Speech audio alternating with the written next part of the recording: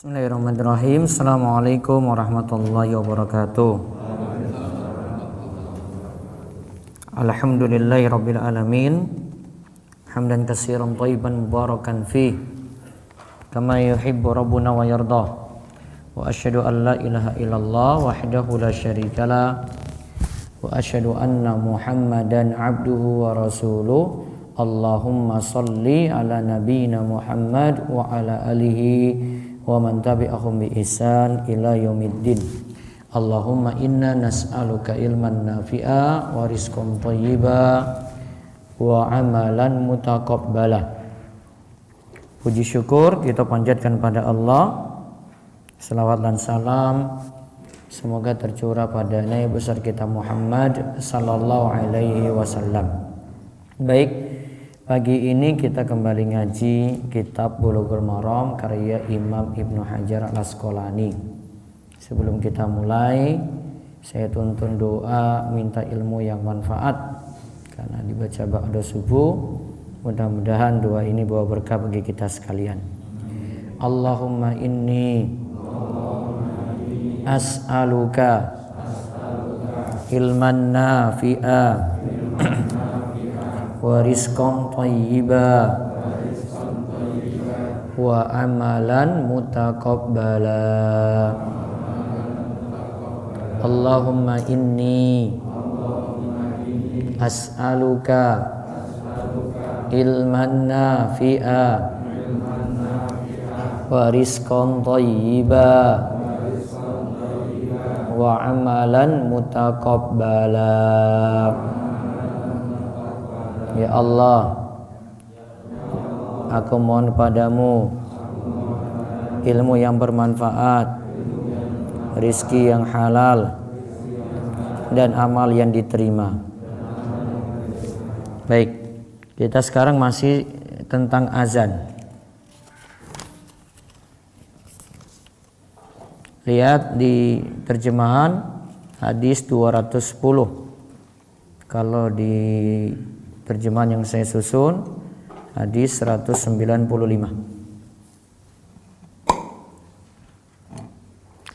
Nah, sekarang ini tentang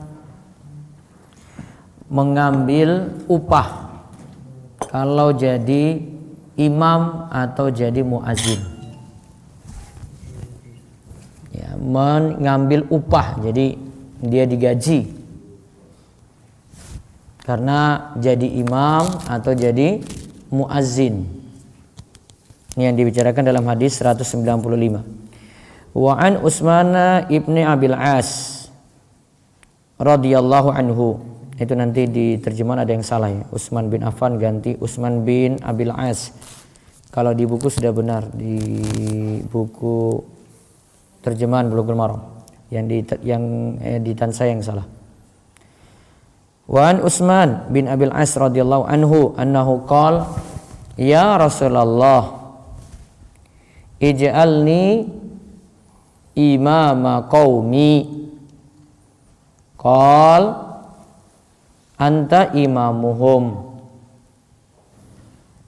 wa qatadi bi ad'afihim wa takhidh mu'adzinan la ya'khudhu ala adhanihi ajra. Akhrajahul khamsatu wa hasanahu Tirmidzi wa sahhahu al-Hakim. Baca. Dari Utsman bin As radhiyallahu anhu berkata, wahai Rasulullah. Utsman bin Abil As.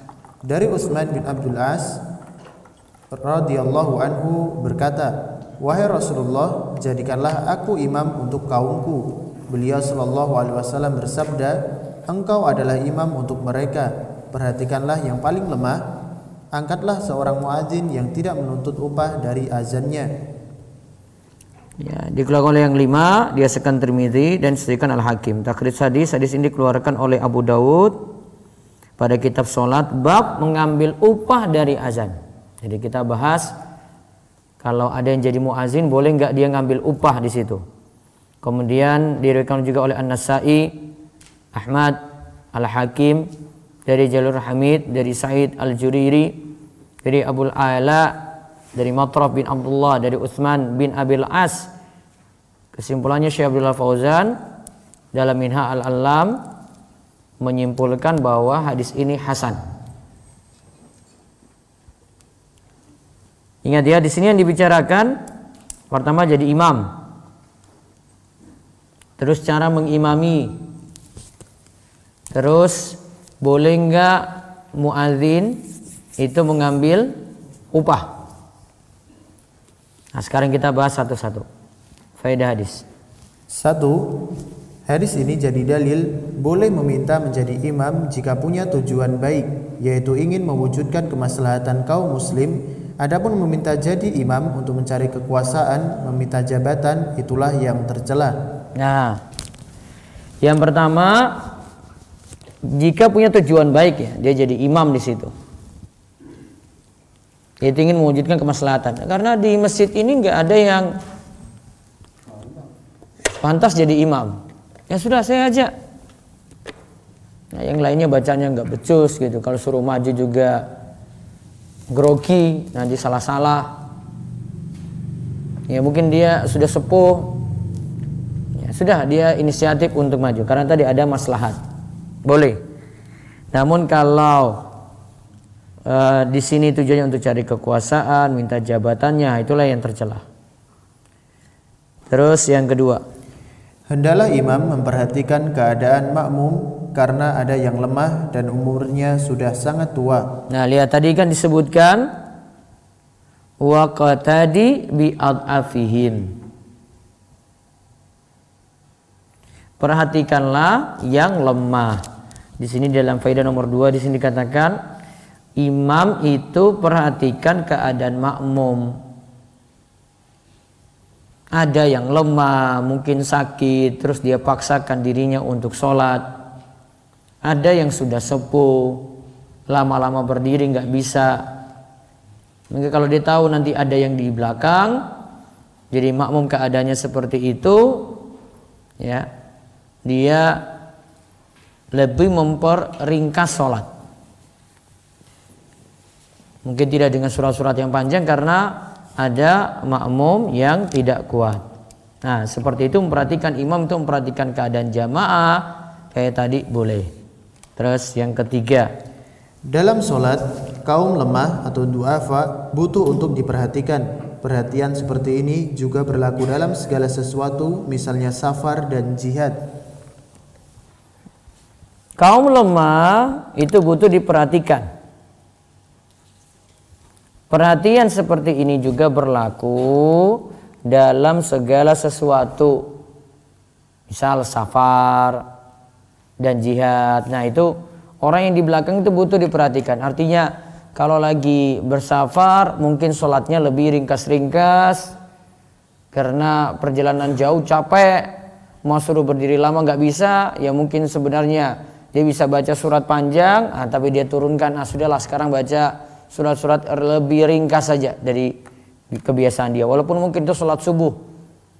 Yang kita sudah lihat sebelumnya, kalau sholat subuh itu disuruh memperlama bacaan. Berdirinya dibuat lebih lama. Karena ketika itu sedang disaksikan oleh para malaikat. Nantinya yang bisa jadikan sholat sendiri panjang ya sholat sunnah. Untuk dia sendiri. Misalnya dia mau sholat duha atau sholat tahajud, nah, dia bisa buat lebih lama. Kata Nabi SAW, afdhalus sholah tulul qunut. Sebaik-baik sholat sunnah itu yang panjang bacaannya saat berdiri. Disebut tulul qunut.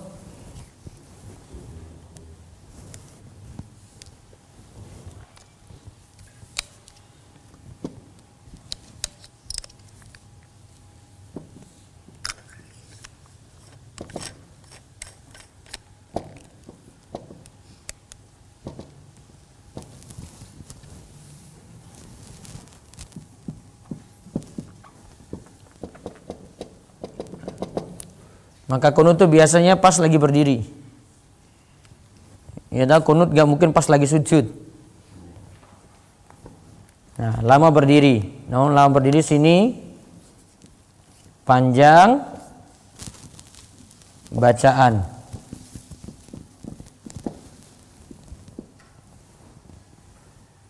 Nah, nanti praktekkan ini kalau misalnya sholat sunnah sendiri.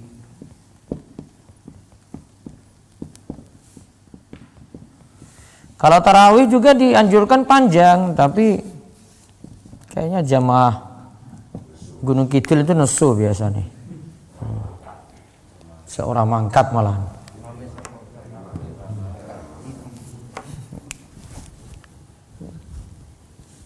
Malah kalau nggak mangkat saya rugi dia gitu sebenarnya ya dah. Dia karena safar, orang kan pikirannya capek gitu. Dia juga wah pikirannya sibuk. Mau buat tulul kunut nggak bisa. Namun asalnya sholat sunnah aturannya boleh bacaan panjang. Baik sholat sunnah yang di siang hari maupun yang di malam hari. Siang hari sholat sunnah duha, malam hari tahajud.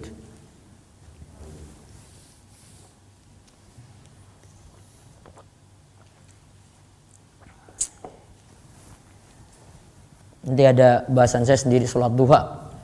Tunggu bukunya aja. Khusus duha itu. Kemarin berapa hari susun. Nggak dini orang Pak? Iya. Lengkap insya Allah bahasannya itu.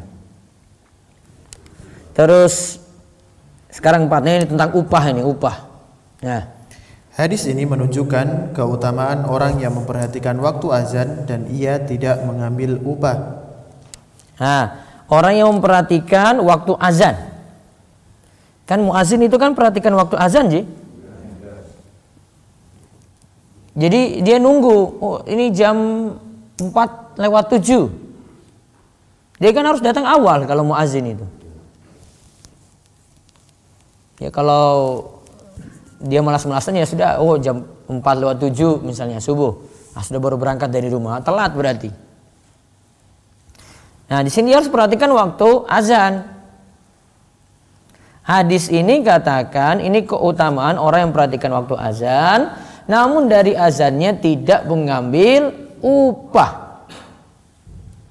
Nanti ada rinciannya di bawah ya. Boleh sebenarnya ataukah tidak gitu. Tapi kalau dari tekstual hadis di sini disarankan tidak mengambil upah. Ya, tidak mengambil upah. Sekarang coba makna upah itu apa?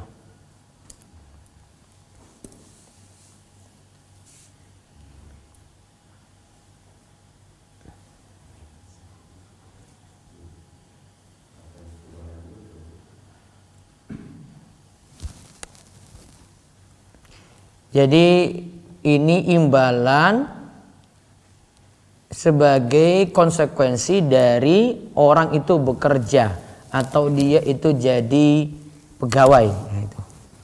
Ah, bahasa kita berarti gaji ya, nah? Gaji. Konsekuensi dia itu punya amal, dia kerjakan, dibayar, atau dia itu muwazzaf, pegawai. Ya, dia kerjakan amal tadi. Ya, jadi kalau ini kaitannya dengan muazin berarti oh dia tertib jaga azan, dia diupai. Atau bisa jadi juga di sini dia jadi imam, terus dia diupai juga. Lebih luas lagi, oh dia jadi guru ngaji, ngulang TPA, dia diupai lagi, dibayar. Nah itu. Nah nanti ada rinciannya di bawah, ada dari pendapat Ibnu Taimiyah. Nah, terus baca dulu yang poin kelima. Hadis ini bukan menunjukkan haram jika ada yang mengambil upah dari azan, namun sekadar menunjukkan anjuran agar upah itu tidak diambil. Nah, agar upah itu tidak diambil, cuma saran. Jadi kalau jadi muazin baiknya tidak mengambil upah tadi. Tapi kalau ngambil boleh. Tapi kalau dia tidak ngambil lebih bagus. Nah, coba kita lihat rincian dari Ibnu Taimiyah berikut ini. Syekhul Islam Ibnu Taimiyah rahimahullah berkata, mengenai upah untuk ibadah dalam hal ini dibedakan antara orang yang butuh upah dan selainnya. Itulah yang lebih tepat. Jika seseorang membutuhkan upah, ia tetap niatkan amalannya itu karena Allah, masih boleh baginya mengambil upah dalam ibadah. Karena nafkah pada keluarga itu wajib dan boleh sesuatu yang wajib dibayarkan dengan upah ini. Sedangkan orang kaya tidaklah butuh pada upah ini karena nantinya ia termasuk orang yang beramal pada selain Allah. Nah, sekarang kita rinci. Kalau Ibnu Taimiyah rinci. Untuk orang yang beramal ibadah tadi, mengenai upah untuk ibadah dalam hal ini dibedakan antara orang yang butuh upah dan selainnya. Upah dalam ibadah ya.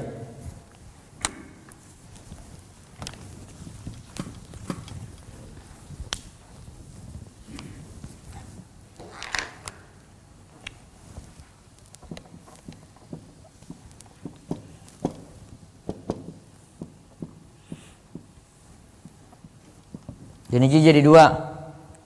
Pertama untuk orang yang butuh,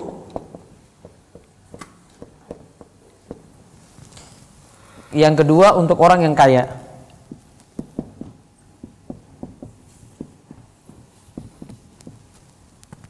Kalau untuk orang yang kaya, tadi Ibnu Taimiyah sarankan apa? Menerima enggak? Tidak menerima. Karena takutnya dia tidak ikhlas, apalagi wis pasang tarif tinggi-tinggi. Oh, saya azan, satu kali azan karena suaraku paling bagus. Ya. Pokoknya tarifnya 200.000. Oh, satu hari sejuta. Itu enggak usah proyek, enggak usah buru tunggu azan weh. Nah, untuk orang yang butuh tadi disebut untuk orang yang butuh upah ya.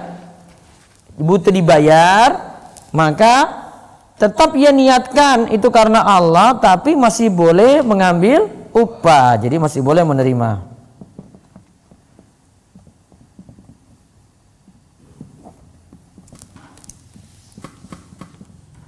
Yang penting niatannya ikhlas karena Allah di sini. Tinggal niatannya ikhlas.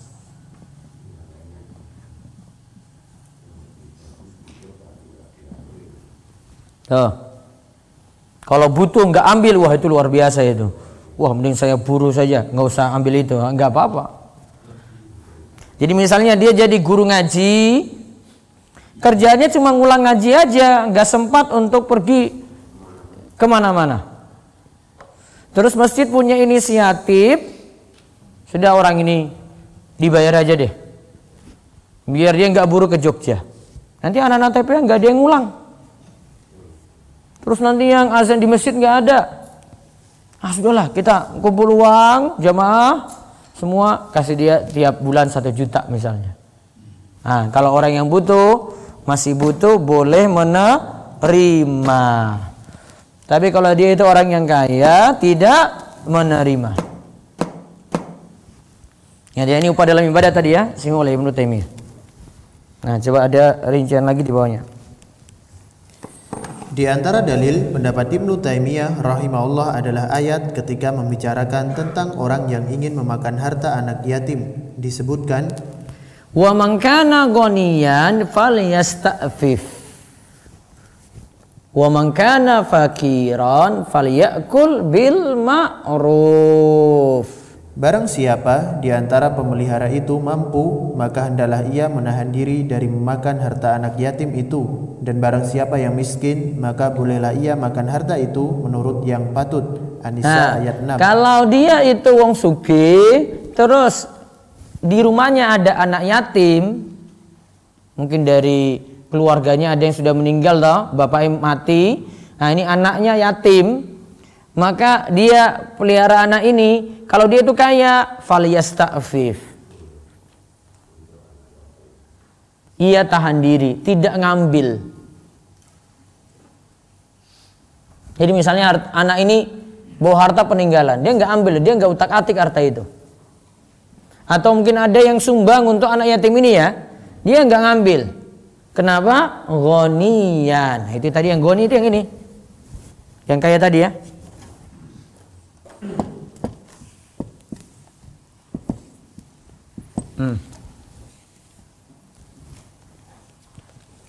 Namun wa man kana fakiran, ini yang fakir. Kalau dia itu butuh, fakir.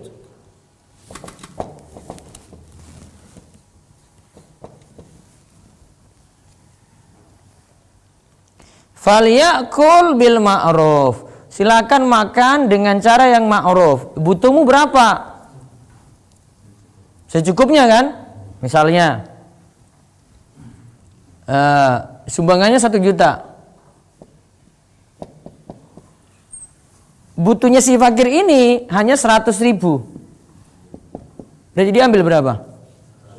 100 apa 900? 100. 900 haknya siapa? Yatim. Itu kalau butuh. Yang keliru bagi 50-50. Paruan berapa berarti? Oh, saya nyantuni kowe kok. Mbok kowe ki tahu diri ki omahku lho. Nah, 500. Padahal itu haknya si yatim sebenarnya.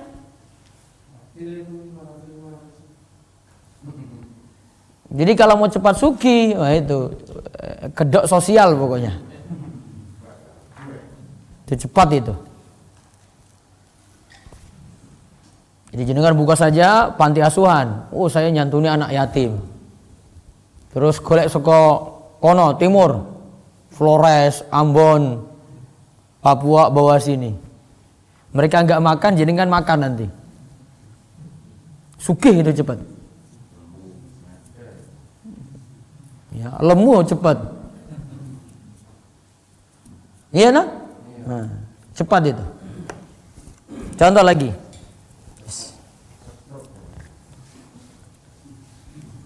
Nih beritahu trik-trik saat ini kalau sosial-sosial. Boleh nggak seperti ini? Misalnya, turun tak jelas kewon. Lihat, buka donasi.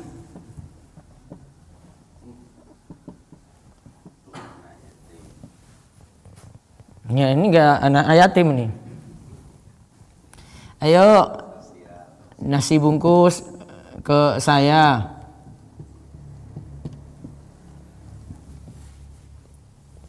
Nanti kita siap menyalurkan nasi bungkus ke orang-orang miskin. Terus yang buat si A. Jadi yang promosikan si A, yang buat lagi si A. Nasi bungkusnya harga misalnya berapa? 10.000. Kok pinter banget toh? 15.000. Tapi dia semua ini bukan pihak lain loh. Ya, kecuali kalau bayar orang ya, dia semua. Ayo lewat saya. Dia naikkan berapa tadi? 500.000, terus disalurke.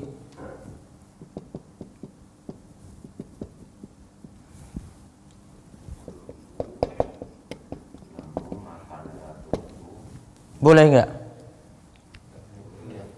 Ayo beli di warung nasi bungkus, kita salurkan ke orang miskin, harganya 15.000, dia nggak kasih tahu 10.000. Boleh nggak? Ya? Boleh, tapi harus ngomong bahwa dia untung 5.000. Tapi kenyataannya wani ngomong orang lagi. Jadi dia ngomong gini, baik silakan sedekah nasi bungkus lewat kami ambil untung 5.000, nanti kami akan bagi ke warga-warga miskin yang ada di sini. Boleh nggak? Kalau ini boleh. Tapi kenyataannya ada nggak? Nggak ada. Kenapa tidak boleh? Karena ada kecurigaan. Yang 5.000 itu kemana? Masuk kantong. Nah, masuk kantong sendiri. Makanya kalau mau sedekah, sedekah saja. Bisnis saja gitu loh. Enak itu. Jadi nggak usah buat-buat. Silakan makan di warung kami, infak seikhlasnya gitu. Wes kon bayar wae nih. Iya toh? Sudah datang berapa? Bayar berapa? 5.000 Pak. Ya sudah ini 5.000.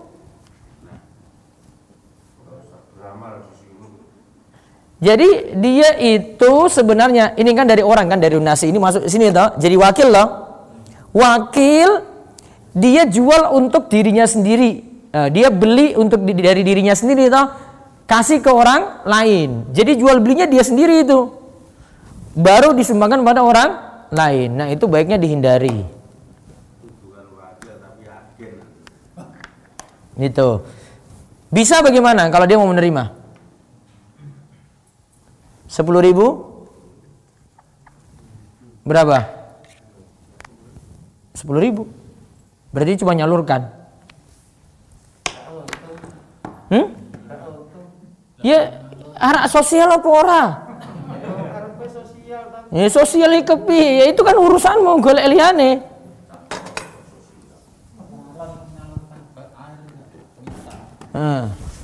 Iya nah. Kalau dia mau, dia kasih ke orang lain. Ini 15.000 ya. Sudah dia kasih warung atau kasih warga buat gitu. Mungkin enggak ke dia gitu. Sudah dia salurkan yang lain. Nah, dia cuma nerima terus nyalurkan, aman itu. Biar yang lain dapat untung 5.000 tadi itu loh.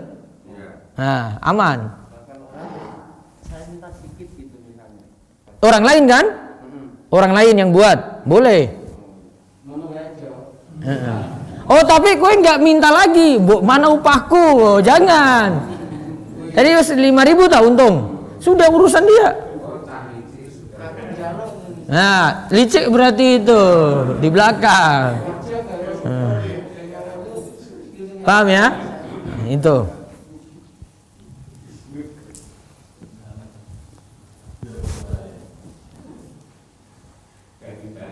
Jadi kalau mau dapat untung amannya bilang aja gitu.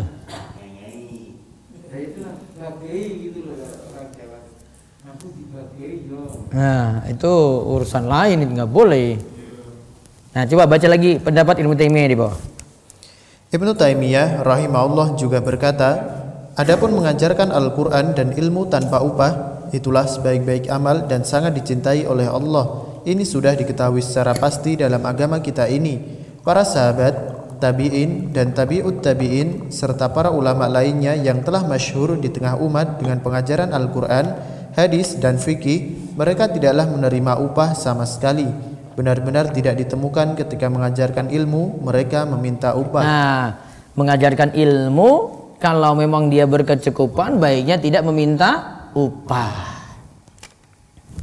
Ini pernyataannya jelas nih. Ini Ibnu Taimiyah katakan kalau dia mampu, goni tadi ya, yang tadi kita sebut gonian ya toh. Umangkana gonian. Siapa yang mampu, baiknya dia tidak minta upah. Wah, datang ngisi, ya sudah.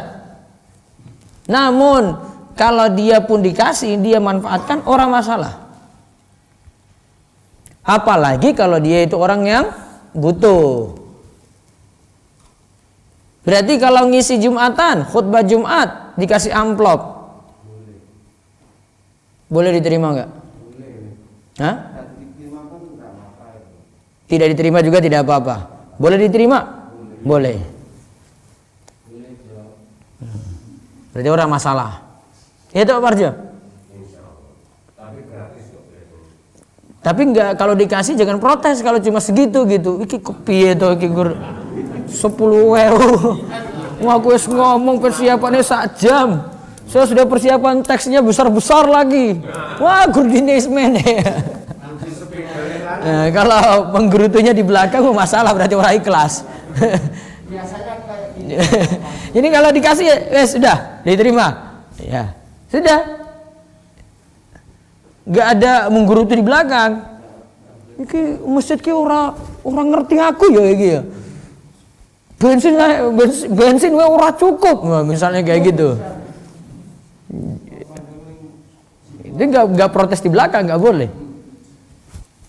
Itu ya tadi rinciannya, itu sudah rincian. Jadi kesimpulannya yang tadi di poin nomor 4, muazin menerima upah boleh atau tidak? Boleh. Apalagi kalau dia itu butuh. Namun kalau dia mau ikhlas sudah, saya nggak mau dikasih, boleh Pak ini jenengan dikasih. Nggak mau. Saya mau cari sendiri. Nah itu berarti yang tadi kata Ibnu Taimiyah yang lain, para sahabat, tabiin, tabiut tabiin. Mereka cari ilmu ya sudah nyampaikan saja itu. Kalau sudah mau nyebarkan ilmu gitu, mau ngajar sebarkan saja, mau nulis sebarkan saja gitu. Urusan dia nanti dapat apa gitu nanti belakangan, yang lain gitu, rezeki yang lain masih ada. Nah ini masih kaitannya dengan azan. Nah kalau di Saudi imam itu diangkat, digaji. Jadi layaknya pejabat mereka. Muazin juga diangkat, digaji. Jadi muazinnya tetap, imamnya tetap. Itu sudah tanggung jawab. Oh, kamu ngurus masjid ini gitu. Terus kayak pegawai. Ya. Maka kalau sholat ya azan nggak telat-telat. Kalau tempat kita masih mikir buruh. Iya toh, mau azan zuhur, wah Pak Imamnya lagi ngarit neng Bantul, ya wes. Masih mikir sana dia. Ngulang TPA, kok nggak ada yang ngajar sekarang. Wah bapak ini hari Sabtu ya Ustadz, Sabtu masih nunggu gajian gitu, ya wes kosong. Ya, kalau mau cari solusi ya. Ada yang memikirkan orang-orang kayak gini, fokus mikirkan gitu, jadi dibayar profesional gitu, itu jalan. Namun kalau cuma seikhlasnya saja, ya wes seikhlasku. Ya mungkin sekarang belum cukup itu mbah. Itu sama juga kalau TPA kayak gitu juga. Kalau TPA cuma mikir yang ngulang itu yang jadi guru itu. Ya sudah seikhlasnya. Ya kalau dia sudah nggak ada pekerjaan lagi mau hidup, dia cari sendiri. Sudah yang ini terlantar. Nah kebanyakan kasus di Gunung Kidul seperti itu. Makanya anak-anak itu nggak pernah maju-maju kalau belajar Quran. Solusinya mereka itu diperhatikan. Nah itu jalan. Yang ngisi juga itu diperhatikan. Jalan itu. Kecuali yang ngisi wong sugih, wis cukup. Ora dine apa-apa ora gelem. Ora dine amplop amplope ora cukup pokoknya. Ya wis. Gitu ya. Kesimpulannya seperti itu. Sekarang hadis 196. Nah ini azan ketika safar. Jadi kalau kita pergi jauh, berhenti di mana gitu, apa perlu azan, perlu iqomah ya. Atau kita di tengah hutan melakukan perjalanan, berhenti mau sholat, perlu azan enggak atau perlu iqomah enggak? Nah ini pembahasannya di sini. Kita lihat tadi 196. Wan Malik bin Al-Huwairits di terjemahan 211. Radhiyallahu anhu qala lana Nabi sallallahu alaihi wasallam wa idza hadaratis salatu falyu'adzin lakum ahadukum al-hadisa akhrajahu sab'atu. Dari Malik bin Al-Huwairits radhiyallahu anhu berkata, Nabi Shallallahu alaihi wasallam pernah bersabda kepada kami, apabila waktu sholat telah tiba, maka hendaklah salah seorang di antara kalian mengumandangkan azan untuk kalian semua. Ya.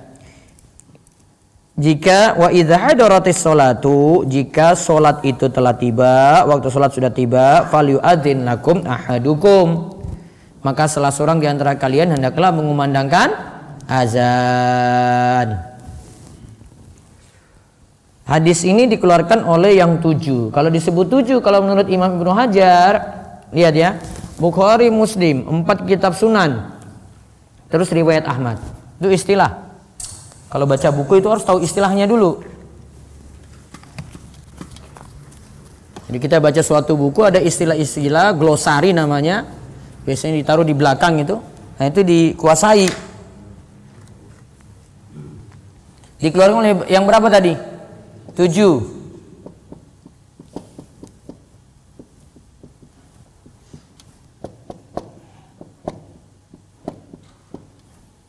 Satu, Bukhari, dikeluarkan oleh Bukhari. 2, Muslim. Nah, yang berikutnya ini kitab sunan.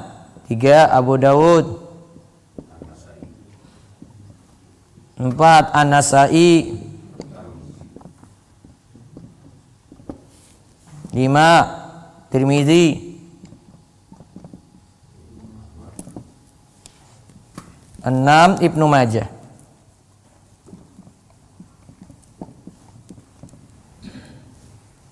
Ya. Kurang 1 ya? 7, Musnad. Keluarkan oleh Ahmad. Yang ini biasa disebut kitab sunan. Kitab sunan yang 4. Sehingga disebut Sunan Abu Daud, sudah An-Nasai, Tirmizi, Ibnu Majah. Walaupun Tirmizi ini kitab jami'. Kalau sunan itu khusus mengkaji fikih. Kalau Bukhari Muslim lebih kompleks. 2 ini Bukhari Muslim ini namanya muttafaqun alaih. Kalau disebut muttafaqun alaih berarti dikeluarkan oleh Bukhari dan Muslim. Kalau Ahmad kitab Musnad.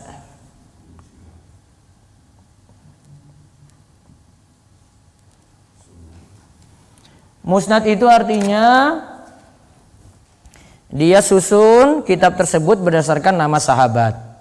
Ada di situ Ibnu Abbas, berarti cuma hadisnya Ibnu Abbas saja. Ada Ibnu Umar, berarti hadisnya Ibnu Umar saja.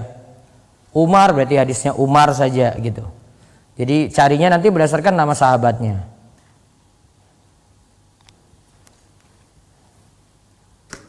Tuh. Semuanya ada di perpus di atas. Arab tapi nanti ada penjelasan-penjelasan, ada kitab penjelasannya Bukhari, Fathul Bari, Muslim, Syarah Sahih Muslim, Al-Minhaj, Imam Nawawi. Ada ini Abu Daud, Aunul Ma'bud, Tirmizi, itu Tuhfatul Ahwadi, ada An-Nasai, ada Ibnu Majah, ada Ahmad. Itu bertahun-tahun untuk orang nulis itu. Lagi mau belajar. Imam Nawawi Syarah Sahih Muslim. Yang kitab Sahih Muslim itu Imam Nawawi. Al-Minhaj. Namun ada yang lebih lengkap dari Imam Nawawi di zaman belakangan ini, orang Afrika yang nulis. Al-Bahr Al-Muhit. Itu lebih dari 40 jilid.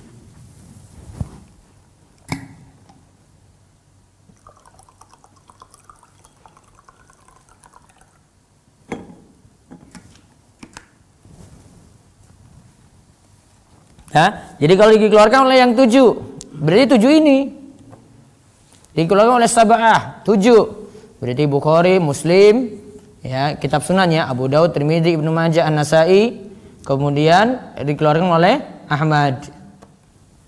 Dikeluarkan oleh kitab sunan, berarti yang 4, Ibnu Majah, An-Nasai, Tirmidzi, Abu Daud. Gitu. Itu istilah di dalam kitab Bulughul Maram.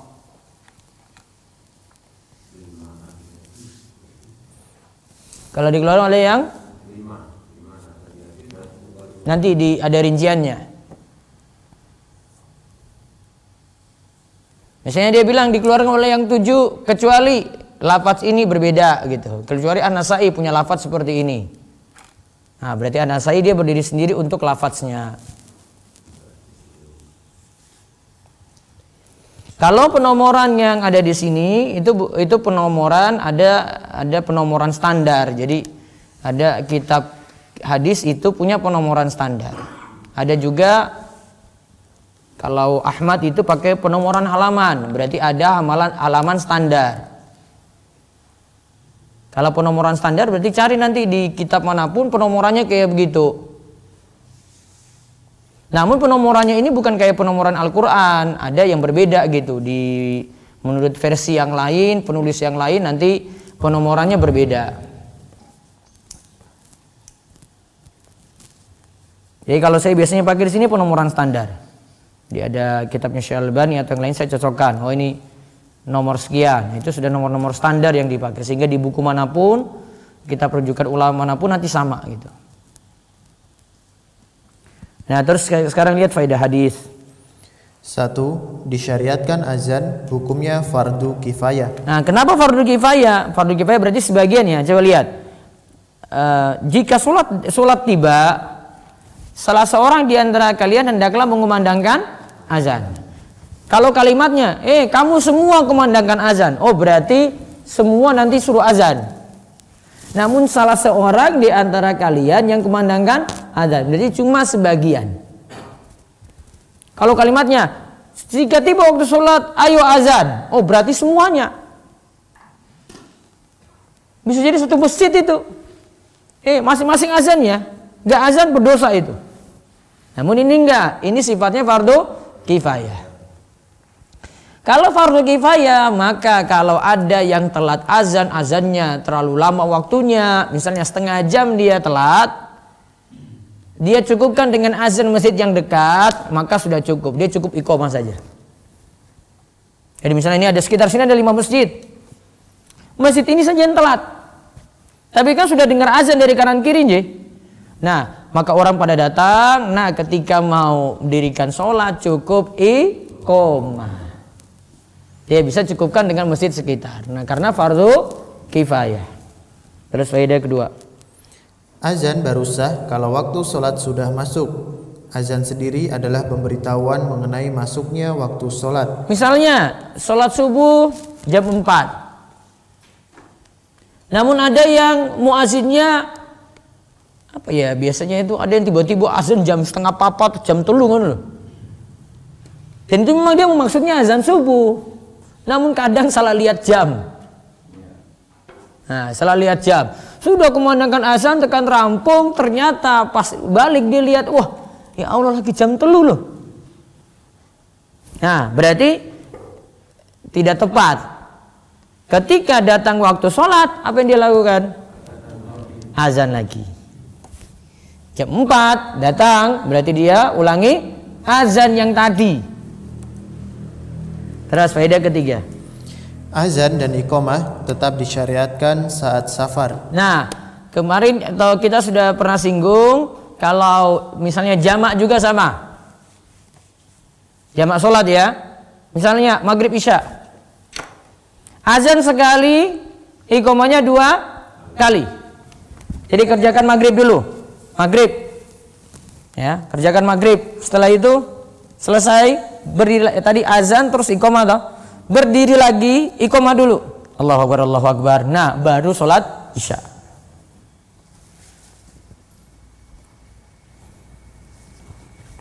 Terus hadis 197. Nah, ini tentang kalau azan dan iqamah nanti itu berbeda. Azan itu kalimatnya lebih panjang-panjang. Kalau iqamah itu kalimatnya percepat. Hadis 197 ini atau di terjemahan lihat di hadis 212. Wa an Jabir radhiyallahu anhu anna Rasulullah sallallahu alaihi wasallam qala li Bilalin idza azanta fatarassal wa idza aqamtu fahdur waj'al baina adzanika wa iqamatika qadra ma yafrugul akilu min aklihi.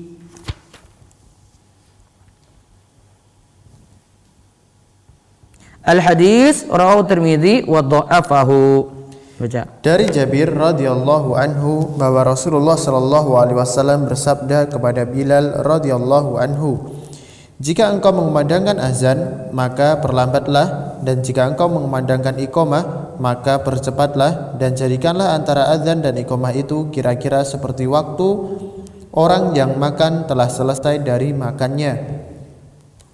Ya, hadis ini dikeluarkan. Itu harusnya ada kata Tirmidzi. Hadis ini dikeluarkan oleh Tirmidzi nomor 195. Syekh Abdullah Fauzan katakan makna hadis ini sahih, namun sanadnya dhaif. Tapi maknanya benar. Coba lihat faedah hadis. 1. Kumandang azan diminta pelan, sedangkan kumandang iqamah lebih cepat. Lihat azan itu pelan ya. Allahu Akbar, Allahu Akbar. Nah, itu kan pelan namanya. Allahu Akbar, Allahu Akbar. Pelan kan? Tapi kalau iqamah, Allahu Akbar, Allahu Akbar, asyhadu an la ilaha illallah, asyhadu anna Muhammadar Rasulullah, hayya 'alas shalah, hayya 'alal falah, qad qamatis shalah, qad qamatis shalah, Allahu Akbar, la ilaha illallah. Cepat kan? Azan jangan buat cepat-cepat. Ya, orang nanti kira sudah mau sholat itu. Ya, dia teriak azan, Allahu Akbar, Allahu Akbar, Allahu Akbar, Allahu Akbar, asyhadu an la ilaha illallah, asyhadu an la ilaha illallah. Wah, ini besar salat ki. Ya. Jadi kalimat ini dibedakan biar orang tahu, oh ini lagi azan, saya masih bisa persiapan. Oh, ini sudah iqamah karena kalimatnya dipercepat. Gitu ya. Itu perbedaan azan dan iqamah. Terus sekarang hadis di terjemahan itu hadis 213. Di PDF saya 198. Wallahu an Abi Hurairah radhiyallahu anhu anna Nabiy sallallahu alaihi wasallam qala la yu'adzinu illa mutawaddiun wa dha'afahu aidan. Nah, sekarang muazin itu haruskah pakai wudu atau tidak? Nah, ini dibahas. Dalam riwayatnya pula dari Abu Hurairah radhiyallahu anhu bahwa Rasulullah sallallahu alaihi wasallam bersabda, tidaklah diperkenankan azan kecuali orang yang telah berwudu. Nah, kecuali orang yang telah berwudu. Namun catatannya dari Imam Tirmidzi, hadis ini dhaif. Hadis sebelumnya juga kan dhaif, tapi maknanya benar. Namun hadis ini dhaif, berarti coba lihat kesimpulan ini Tirmidzi. Syekh Abdullah Fauzan juga katakan dhaif jiddan. Coba lihat faedah hadis. 1. Hadis ini menunjukkan disyaratkan bersuci untuk azan. Akan tetapi hadisnya dhaif. Hadisnya dhaif. Terus seandainya ada yang tidak bersuci, azannya sah. Yang lebih baik adalah bersuci ketika azan. Nah, bagusnya wudu dulu. Namun kadang ini sudah masuk waktu, yang mau azan telat, maka boleh dia azan dulu, baru kemudian wudu. Biasanya muazin kayak gitu itu. Rata-rata itu. Celana pendek lagi ya. Berarti lagi baru nganggo sarung ya toh. Ya karena dia belum wudu.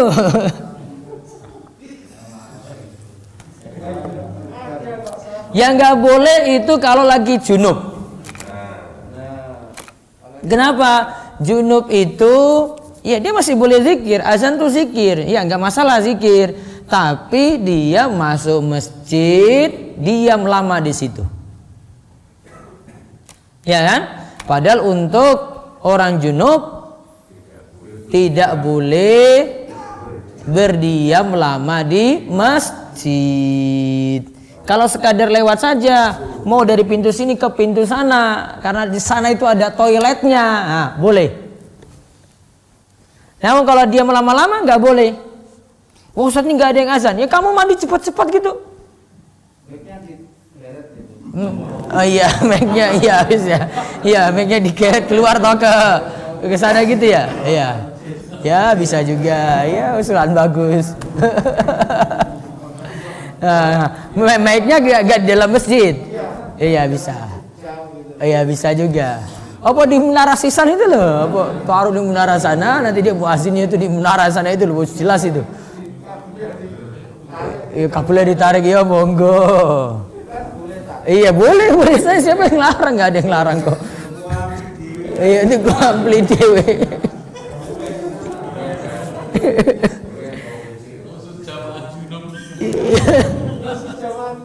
Terus yang kedua, azan termasuk ibadah dan zikir kepada Allah, maka afdolnya dikerjakan dalam keadaan bersuci. maka secara umum zikir yang lainnya juga selain azan ya dianjurkan dalam keadaan suci. Yang belum wudu baiknya wudu, termasuk mau zikir pagi, mau zikir petang. Walaupun tidak berwudu untuk zikir pagi petang juga tetap sah.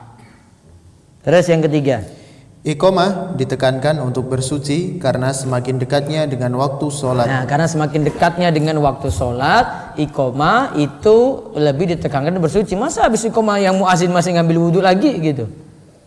Iya kan? Karena iqomah kan langsung jalani sholat. Lebih ditekankan untuk yang iqomah sudah dalam keadaan wudu. Terus yang keempat, Jika junub apa masih sah untuk nah memandang ini azan? perbahasannya ya. Para ulama berbeda pendapat. Ada ulama yang menyatakan azannya tidak sah, ada yang menyatakan bahwa azan orang junub itu sah. Hal ini dikatakan oleh Ibnul Qayyim dan menjadi pendapat kebanyakan ulama. Iya, karena tapi masalahnya sekarang masuk masjidnya, maka betul tadi itu mic-nya ditarik keluar gitu. Ya, kasih kabel keluar gitu. Atau ada yang sudah datang tuh lempar mic-nya, saya mau azan dari luar sini. Masalahnya bukan hanya azan ya, azan masih boleh, taruhlah masih boleh, tapi dia disuruh masuk masjid, padahal tidak boleh berdiam lama di masjid. Iya, atau khusus nanti pakai ampli sendiri gitu ya, toa sendiri untuk yang junub. Kemudian hadis 199, ini di terjemahan itu hadis 214. Ini satu pertemuan lagi nanti. Ini pembahasan azan aja sampai 6 pertemuan loh khusus itu. Walahu an Ziyad bin Al-Haris radhiyallahu anhu qala Rasulullah sallallahu alaihi wasallam wa man adzana fa huwa yuqim wa dha'afahu aidan. Dalam riwayatnya pula dari Ziyad bin Al-Haris radhiyallahu anhu berkata, Rasulullah sallallahu alaihi wasallam bersabda, barang siapa yang mengumandangkan azan maka dialah yang mengumandangkan iqomah. Nah, hadis takrij hadis. Hadis ini dikeluarkan oleh Tirmidzi. Ya, juga Abu Daud. Juga ada situ Ibnu Majah. Ada lagi Ahmad. Ada lagi Al-Baihaqi. Hadis ini didhaifkan oleh Imam Tirmidzi karena dalam sanadnya ada Abdurrahman bin Ziyad Al-Afriki. Dia adalah perawi yang dhaif menurut para ahli hadis. Tadi 3 hadis bicarakan dhaif. Ngapain Ibnu Hajar itu bawakan hadis-hadis dhaif dalam kitab ini? Di antara tujuannya karena hadis ini biasa dipakai oleh orang lain. Imam Ibnu Hajar cukup katakan hadisnya dhaif, oh berarti lemah pendapat orang ini. Di antara alasannya kayak gitu. Atau secara makna sahih, tapi untuk hadis ini kalau disebar harus diberi catatan itu dhaif. Atau sudah punya hadis lain yang sahih juga gitu. Tapi di antara maksudnya beliau taruh hadis dhaif di dalam Bulughul Maram tujuannya menjelaskan hadis ini bermasalah kalau dijadikan alasan. Oh yang azan juga iqomah gitu. Ini enggak tepat. Berarti boleh yang ini azan, yang ini iqomah. Namun perlu diingat kalau sudah ada yang punya jatah azan jangan diambil. Ya. Yang ini azan terus nih. Terus ada yang nyelonong mau azan gitu. Harus izin ini yang punya jatah. Gak boleh ada yang masuk itu. Wes, saya azan, Pak, kamu di belakang aja. Oh, nggak bisa. Tuan rumah siapa? Dia. Kalau kamu orang pendatang gitu, baru datang gitu, langsung ambil mic aja azan. Oh, nggak bisa. Sama imam juga. Walaupun suaranya bagus, izin dulu. Yang bukan masalah ini, yang punya rumah siapa? Kok nusuk banget lagi kalau ngomong. Yang punya rumah siapa gitu. Ibaratnya kalau di dalam rumah itu loh, yang punya makan siapa? Tuan rumah kan. Kalau belum disuruh izin untuk makan ya jangan ambil sendiri di dapur gitu, bawa gitu nggak boleh.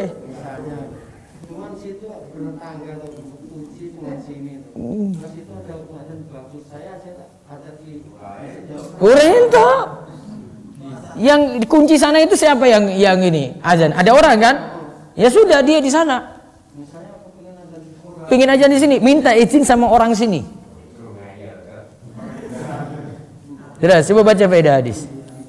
Hadis ini menunjukkan bahwa yang memandangkan azan ialah yang berhak yang memandangkan iqomah. Lihat tuh, yang mengumandangkan azan itu yang iqomah, itu lebih berhak. Ya, terus akan tetapi hadis tersebut dhaif, maka tidak bisa hadis ini dijadikan sandaran untuk melarang. Maka boleh saja ada yang memandangkan azan lantas orang lain yang memandangkan iqomah. Ya, itu boleh-boleh saja. Namun tadi ya sudah ada jatah orang masing-masing. Saya tahu ada imam tetap di masjid ini gitu. Walaupun jenengan bilang itu, wah Pak Ustadz lebih berhak maju. Oh, izin dia dulu, nggak bisa maju-maju. Wah enggak, Ustadz lebih paham. Dia yang punya rumah. Saya bersalah. Monggo, baru maju. Jangan belum dipersilakan. Iki wis nyelonong ke depan ya. Jatah imam bukan, punya rumah juga bukan. Enggak boleh. Sama dengan azan tadi. Siapa yang punya tugas? Oh, si A ini. Oh, dia dulu. Oh, dia enggak ada. Cari-cari kok ini orang uang ya iki ya.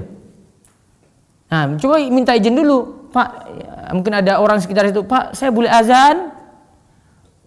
Oh, boleh, Pak. Yang itu pergi ngarit yang Bantul. Oh ya wes, azan. Tengah ya minta maaf lagi. Ya pas sudah azan terus dia tengah-tengah itu datang, ya sudah. Ya maaf Pak, tadi saya lihat tidak ada yang azan maka saya azan gitu. Nah, itu sudah ada, masing-masing orang punya jatah sendiri-sendiri. Wallahu a'lam bishawab. Selesai, nanti tinggal satu bahasan lagi yang bagian ke-6 ya, tentang azan. Baik. Berarti sampai hadis berapa tadi? 214 ya, besok 215. Baik, silakan jika ada pertanyaan dari sini dulu, monggo. Waalaikumsalam warahmatullahi wabarakatuh. Zikir pagi dan petang. Zikir pagi petang saya baca sehabis iqomat. Iqomat kan sholat. Sehabis azan. Bar azan nunggu ke iqomah. Subuh ya berarti ya? Boleh. Ataupun maghrib bisa. Boleh. Kemudian yang kedua tadi masalah donasi. Misalkan 15.000 namun tidak menyampaikan kepada donasi. Kemudian 15.000 itu diserahkan kepada seseorang, bukan si petani. Silakan, yang penting saya minta nasi bungkus sekian. Ini dananya 15.000. Nasi bungkusnya untuk siapa? Untuk orang yang boleh, orang lain lagi boleh. Tapi yang masak orang lain boleh. Iya. Kemudian yang ketiga, apakah betul atau salah yang dinamakan jasib itu apa tentang? Jastib. Tentang tingkatan hadis. Apa jasib? Jasib dan jasib itu saya pernah baca. Tingkatan tentang hadis. Jayid. Hadisnya adalah jasib atau ya? Jayid. Iya. Jayid. Jayid itu ya secara terjemahan bagus. Itu tingkatan antara sahih dan hasan. Antara sahih dan hasan, berarti masih bisa diterima. Berarti bisa dikatakan hasan sahih. Tidak juga bisa diistilahkan jayyid gitu. Coba saya telah lagi, tapi saya pernah nanya waktu ada ulama Yaman datang ke Makassar, terus saya tanya beliau langsung. Saya lupa Syekh siapa waktu itu. Syekh, ini hadis jayyid itu apa? Saya bilang antara sahih dan hasan. Berarti tengah-tengah antara itu. Boleh dipakai. Waalaikumsalam warahmatullahi wabarakatuh.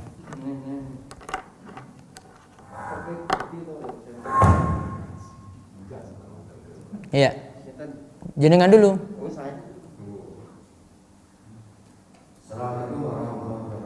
Waalaikumsalam warahmatullahi wabarakatuh.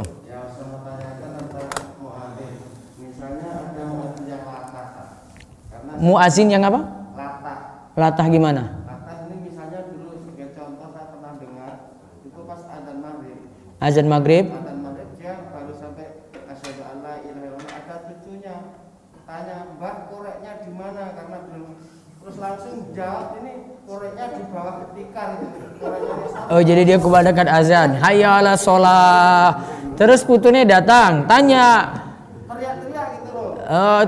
koreknya ada di mana? Terus dia beritahu, di ranjang. Sambil adzan tadi jawab pertanyaan cucunya, koreknya di sorboso gitu loh. Itu bagaimana hukumnya, atau diulangi dari awal atau gimana? Nanti belakang. Coba nanti saya lihat syarat-syarat azan dulu. Ini masalah baru ini. Oh no way ya. Jadi dia boleh nggak jawab gitu ya? Karena habis Allah Akbar cucunya datang tanya sesuatu kan. Jadi Allahu Akbar terus cucunya datang tanya sesuatu.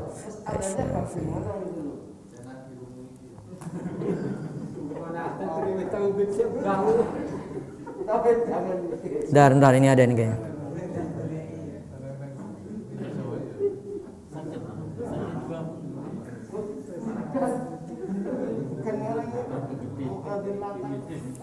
Ini syarat azan, coba dilihat ini Pak Sudar. 1, niat. 2, antara kalimat azan satu dengan yang lainnya mutawaliyah. Mutawaliyah itu berkesinambungan. Jadi yang satu lanjut lagi ke yang satu gitu. Terus la yasilu bainahuma bisukutin tawil au kalamin katsir. Tidak boleh antara lafaz azan itu jedanya terlalu lama atau diputus dengan kalimat yang lain yang banyak. Adapun kalimat yang sedikit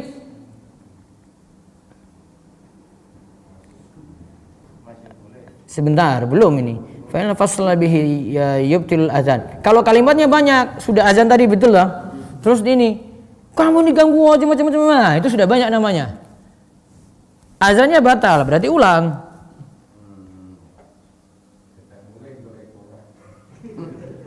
Terus yang ketiga dengan bahasa Arab. Terus yang keempat apa lagi nih?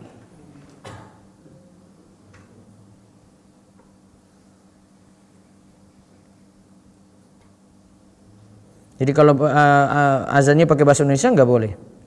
Ini yang keempat. Nah ini. Ayyakul azan kullahu ba'da dukhulil waqt. Azannya harus pas sudah masuk waktu. Yang kelima, kalimat azan harus berurutan. Itu sudah diselingi kalimat lain nggak boleh, berarti azannya diulang. Iya. Sudah ngomong di tengah azan koreknya ngisor kloso, sudah berarti batal, azannya diulang. Syarat azan ini tadi. Yang pertama niat, ya. Niatnya untuk azan, bukan teriak-teriak, ya toh. Ini memang niatannya untuk azan. Yang kedua itu mutawaliyat, yaitu berkesinambungan. Tidak ada boleh jeda yang terlalu lama ya antara satu kalimat dengan kalimat yang lain. Yang ketiga dengan bahasa Arab. Kemudian yang keempat sudah masuk waktu baru dia azan. Yang kelima itu mutaratibah. Ya, kalimatnya itu berurutan. Itu sudah kalimat lain. Yang kedua tentang Sodakoh tadi. Sekarang kalau di kota-kota itu kan di pinggir jalan raya itu kan ada lemari kaca itu. Kadang-kadang orang kan sodakoh cuma naruh situ. Jadi kayaknya berebutan itu sodakohnya bagaimana Pak? Sekarang banyak kan di pinggir jalan itu didirikan lemari kaca terus ditaruh, misalnya hari Jumat itu katanya Jumat berkah itu. Terus nanti yang ngambil tuh bahkan entah rawas berebut kayaknya begitu, gimana hukumnya Pak? Maka Assalamualaikum warahmatullahi wabarakatuh. Makanannya sudah tersedia, tinggal diambil. Iya. Boleh. Jadi yang ngambil itu kan semerawut. Mengambil boleh, manfaatin nggak masalah. Ya memang semrawut kalau orang mau itu rebutan makanan tadi. Neng dikasih semerawut kok. Nah, gitu. Wallahu a'lam. Baik, ada lagi di sini? Kalau enggak saya monggo Pak. Pak Idi.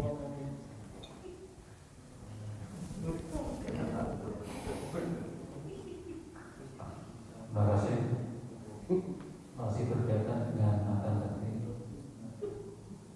Memang ada mencari orang akan di wajib kita, memang tidak mudah. Menyangkut masalah biasanya masalah waktu. Pertanyaan saya, bagaimana kalau ada kebijakan secara pribadi kita mencari orang kita beri honor? Terus bagaimana tentang pahala bagi yang memberi honor, apakah sama dengan orang yang melakukan akan? Baik. Nah, kita cari orang terus diberi honor, kalau azan dapat sekian gitu. Terus apakah kalau sudah diberi honor dapat pahala lagi atau tidak? Tergantung niat. Kalau dia itu orang yang butuh, biasanya ya ikhlas saja gitu. Honor tadi tambahan untuk dia. Maksud saya yang memberi honor, yang dapat pahala memberikan. Kalau orang yang beri berarti tetap dapat pahala. Ya muazinnya juga. Muazinnya dia dapat pahala juga tetap kalau niatannya itu ikhlas. Berarti honor cuma ikutan saja. Baik, dari Zoom silakan. Ummu Malik. Silakan Ummu Malik. Barakallahu fiik Ustaz. Ya silakan Ummu Malik. Ya, apa hukumnya tidak mengimani hadis ahad yang sahih? Tidak mengimani kalau itu kaitannya dengan pembahasan akidah, terus dia tidak imani, bisa jadi kufur, bisa jadi imannya kurang. Gitu. Ada rincian situ. Akidah aja Ustaz. Kalau masalah fikih nanti tergantung juga. Dia kalau nihilkan suatu hukum gara-gara tidak mau imani, masalah juga ke dia karena dia namanya saja menghapus amalan di situ. Menghapus suatu amalan padahal syariat itu mengiyakan, nggak boleh. Misalnya gara-gara hadis ahad, ini hadisnya ahad membicarakan sholat, sholat tuh nggak ada itu karena hadisnya hadis ahad gitu. Dia kufur dalam hal ini berarti. Tergantung masalahnya nanti rinciannya bagaimana untuk masalah yang diingkari itu seperti apa. Masalah alat musik Ustaz. Kalau itu tidak sampai kufur. Itu sampai derajat apa Ustaz? Kadang orang kejahilan tidak tahu, ya minimal fasik. Tidak sampai kufur. Kan banyak sekali tapi hadisnya Ustaz. Iya, tapi kan nggak semua tahu Ummu Malik. Orang-orang kan nggak tahu sampai derajat banyak gitu nggak? Kalau karena kejahilan itu kan nggak semua juga orang tahu tentang hadis ahad yang membahas tentang kaidah-kaidah fikih sholat itu. Rukun Islam pun kan hadis ahad sahih. Iya, tapi kan ada rukun iman itu orang sudah tahu kalau itu bagian dari iman gitu. Secara umum, misalnya iman kepada ada siksa kubur, orang sudah tahu sebenarnya. Iman kepada hari kiamat, iman kepada dajjal, orang sudah tahu seperti itu. Namun mungkin beberapa hal spesifik lagi dia nggak tahu. Oh, ada timbangan nanti pada hari kiamat. Dia mungkin belum pernah dengar hadisnya tentang timbangan. Nah, maksudnya ini kita udah ngasih tahu gitu Ustaz. Maksudnya mungkin ini contohnya dengan hadisnya itu kan akan datang suatu masa di mana akan dihalalkan zina, khamr dan alat musik. Iya. Iya. Nah, yang khamrnya dia yakin, yang zinanya dia yakin. Iya. Yang sutranya dia yakin. Iya. Alat musiknya nggak yakin gitu loh Ustaz. Alat musiknya nggak yakin. Satu hadis kan satu. Iya, dia menolaknya karena asalnya tidak tahu saja itu. Kan dia meyakini hadis itu sahih Ustaz. Tapi untuk bagian terakhir itu dia nggak percaya.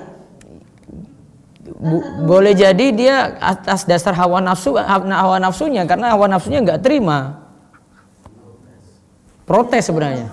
Terlepas apapun lah yang yang menyebabkan dia tidak iman, apa hukumnya orang yang tidak iman terhadap perkataan Rasul? Kan segala yang dikabarkan Rasul itu harus kita yakini. Di Al-Hasr ayat 7 juga kan Ustaz? Iya, tapi kan keadaan orang beda-beda, Ummu Malik. Lalu hukum itu terkait dengan keadaan orang Ustaz? Iya. Kan ada hukum bisa diterapkan kalau terpenuhi syarat dan hilangnya mawani, penghalang-penghalang. Gitu. Berarti orang nggak sholat karena kondisi dia belum menerima sholat, nggak apa-apa juga ya Ustaz, nggak sampai kafir gitu. Ya menurut pendapat ini karena syarat tidak terpenuhi, adanya penghalang, maka tidak sampai kafir. Penghalangnya apa Ustaz? Penghalangnya mungkin karena di pelosok desa, nggak tahu. Tentang hadis itu dia udah yakin tentang yang semua dilarang di hadis itu, zinanya, khamrnya, semuanya. Iya, menolaknya itu biasanya rata-rata bukan karena menolak hadisnya, namun nggak terima, belum nerima saja. Kalau yang ini dilarang gitu, rata-rata seperti itu. Cuman fasik gitu ya Ustaz? Fasik kok. Pada yang itu gimana itu Ustaz, yang amalan tergantung pada niat. Ada alasan sahih juga kan Ustaz? Iya, betul. Nah, terus dia nggak terima juga gitu. Pokoknya fasik deh, gitu aja. Iya. Baik, berikutnya Bu Fitri. Assalamualaikum Ustaz. Waalaikumsalam warahmatullahi wabarakatuh. Iya, izin bertanya Ustaz ya, semoga Ustaz selalu bermanfaat. Amin. Sebenarnya menggerakkan tangan waktu jari waktu sholat itu kapan ayatnya Ustaz? Karena Menggerakkan jari maksudnya? Ya, jari berbeda-beda tergantung mazhab ya Ustaz ya. Iya. Yang sebenarnya yang harusnya kita pakai yang mana ya Ustaz? Maksudnya kapan diangkat gini gitu? Kapan diberi syarat gitu? Ya, yang sahihnya Ustaz. Ya, yang sahihnya tidak ada dalil tegas. Maka ada pendapat yang nyatakan dari awal at-tahiyatulillah, dia sudah isyarat. Ada yang pas di tengah-tengah, asyhadu alla ilaha illallah. Karena dalil tidak tegas menyatakan harus diangkat jari ini di mana. Maka saya masih bolehkan dua-duanya. Gitu ya? Ya Ustaz. Baik. Terus ada satu lagi Ustaz. Iya. Sebetulnya anak mau anak-anak muda sekarang Ustaz ya, kemarin sama anak juga berdebat. Dia tuh berdakwah lewat TikTok itu boleh nggak Ustaz? Hukumnya apa Ustaz? Cara dakwanya gimana? Iya, mendakwakan tentang hadis juga, tentang dalil-dalilnya soalnya sih saya lihat gitu Ustaz ya. Cuma caranya melalui TikTok, sedangkan TikTok ini sekarang mindsetnya biar tahu semua gimana gitu. Sampai anak kemarin bilang jangan lewat TikTok kalau mau berdakwah atau mendengarkan dakwah, dan kalau situ kan lebih. Iya, baiknya ditinggalkan dulu TikTok. Masih identik dengan joget-joget, Bu. Iya, tapi katanya nggak ada goyang-goyangnya benar katanya kan. Iya, yang lainnya goyang-goyang terus, cuma dia aja. Iya. 1%, yang lain 90% gitu. Ini 1% cuma dia aja. Nih sampai simpan nih stres nih nanti. Yang dia melihat pun dakwah seseorang gitu Ustaz, dia ngambil ilmunya aja katanya kan memang nggak ada goyang saya. Sudahlah, nggak usah pakai TikTok dulu sampai saat ini. Nantilah kalau zaman sudah berubah lagi, Bu. Iya. Ji. Terus ada lagi Bu Vika. Assalamualaikum warahmatullahi wabarakatuh Ustaz. Waalaikumsalam warahmatullahi wabarakatuh. Aku ada izin bertanya, kan semisalkan kita mengerjakan sholat duha itu sebanyak 4 rakaat, berarti itu dikerjakan masing-masing 2 rakaat, apakah seperti itu Ustaz? Iya, 2 rakaat lebih afdol. Terus mengerjakan sholat witirnya ini berarti 3 rakaat gitu Ustaz? Bisa 3 rakaat sekaligus, bisa 2-1. Terus tanya lagi, berarti ketika puasa ini masih bisa ketika berwudu masih kumur-kumur sama ini menghirup air gitu? Boleh tapi tidak berlebihan. Darul mafasid ya aula min jalbil masalih. kumur-kumur menghirup air ke hidung maslahat, tetapi dapat memudaratkan puasanya. Maka baiknya tidak banyak-banyak airnya ketika puasa, berkumur-kumur maupun menghirup air ke hidung. Masih boleh dilakukan, namun air nggak terlalu banyak. Gitu ya? Oke Ustaz, jazakallahu khairan Ustaz. Waalaikumsalam. Satu lagi silakan.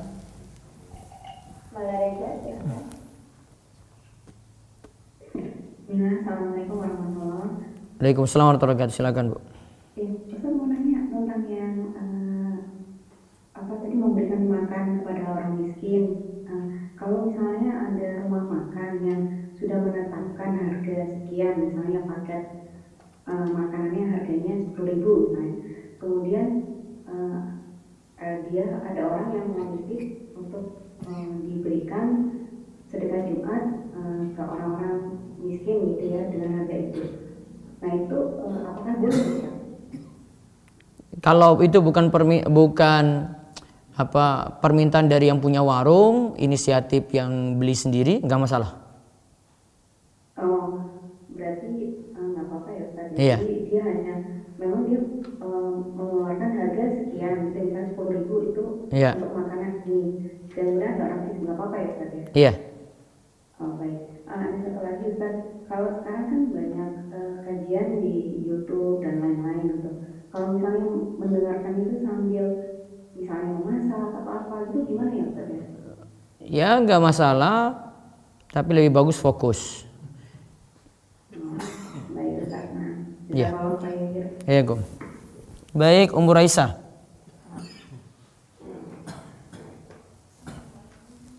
Waalaikumsalam warahmatullahi wabarakatuh. Ustaz, kebetulan di tempat tinggal anak itu kan tidak ada muazzin tetapnya ya Ustaz ya. Terus kan kalau azan itu sering telat gitu. Ya. Apalagi di waktu-waktu jam kerja itu seperti kayak subuh itu atau asar gitu kan. Itu bisa nggak sih kalau digantikan kayak seperti anak-anak kan usia 7 tahun gitu untuk azan? Boleh, muazin anak-anak boleh. Muazin dari anak-anak boleh. Oh boleh ya. Ya. Oh baik-baik. Terus ini Ustaz, kita kan di waktu subuh itu kan terkadang azan itu telat ya gitu. Itu untuk toleransi telatnya itu tuh berapa lama Ustaz itu? Karena kan di anak itu kan kadang 15 menit sampai 20 menit itu kadang telatnya itu baru azan gitu loh Ustaz. Ya baiknya nggak seperti itu Bu, karena masalah sholat subuh lebih urgent ya. Karena ini, kalau dia azannya telat, ada orang yang makan sahur, ya, dia kira masih lanjut terus karena dia nunggu azan. Risiko telat azan subuh itu lebih parah Bu nanti. Oh iya. Tapi biasanya di sekitar anak yang dekat itu ada Ustaz, yang sekitar anak itu yang seperti kamu sebelah itu kedengeran gitu Ustaz. Ya sudah nggak apa-apa, pakai itu berarti sudah cukupkan dengan azan yang lain saja. Kalau itu satu-satunya azan jadi masalah jadi. Misalnya itu cuma satunya azan di kampung itu masalah itu. Ya. Jazakallahu khairan Ustaz. Waalaikumsalam. Assalamualaikum. Warahmatullahi wabarakatuh. Kemudian Abdul Manna. Waalaikumsalam warahmatullahi wabarakatuh. Saya butuh solusi Ustaz. Ya. Jadi ada dua keadaan Ustaz. Jadi misalkan pekerjaan yang pertama ini adalah saya disuruh mengajar Al-Quran, sementara itu mukafaah yang ditawarkan itu di bawah UMR. Dan ketika saya konsultasi dengan orang tua, beliau ini tidak merestui gitu Ustaz, dengan saya mengajar Al-Quran, tapi kan di bawah UMR. Ada kemungkinan di keadaan kedua adalah ada opsi lain tidak mengajarkan Al-Quran, tapi bisa dipastikan gajinya ini lebih besar daripada yang mengajarkan Al-Quran. Nah, bagaimana seperti itu Ustaz? Ikut ridho orang tua. Orang tua maunya yang mana? Oh, gitu. Iya. Jazakallahu khair. Waalaikumsalam. Baik, terakhir Bu Maiti. Waalaikumsalam warahmatullahi wabarakatuh. Apa Ustaz, ini titipan pertanyaan dari suami. Gini, kalau misalnya sistem yang makmum gitu, kalau iqomah itu Ustaz, ada sebagian yang masih misalnya dari iqomah itu ada duduk gitu Ustaz, sambil mendengarkan. ada yang sudah posisi berdiri. Ya. Gitu. Nah, itu aksarnya seperti apa Ustaz? Terserah, boleh. Yang penting ketika imam sudah mau mulai, dia sudah berdiri semuanya. Cuma persisian ulama saja berdirinya itu kapan? Boleh dari awal, ada yang katakan dari qad qamati shalah baru berdiri gitu. Ada yang nunggu imam dulu masuk berdiri baru mereka berdiri. Semuanya boleh. Oh, semuanya boleh. Nggak ada dalil spesifik, nggak ada. Terus ini satu lagi Ustaz, kalau misalnya di salah satu sholat atau masjid itu misalnya suaminya ditunjuk untuk jadi imam. Iya. Masih ada yang lebih mumpuni gitu Ustaz, dari sisi bacaannya, dari sisi hafalannya, cara membaca Al-Qur'annya. Nah itu, tapi yang ditunjuk tuh misalnya suami anak gitu, itu gimana Ustaz? Tergantung keputusan sebenarnya, Bu. Siapa yang jadi imam tergantung keputusan bersama gitu.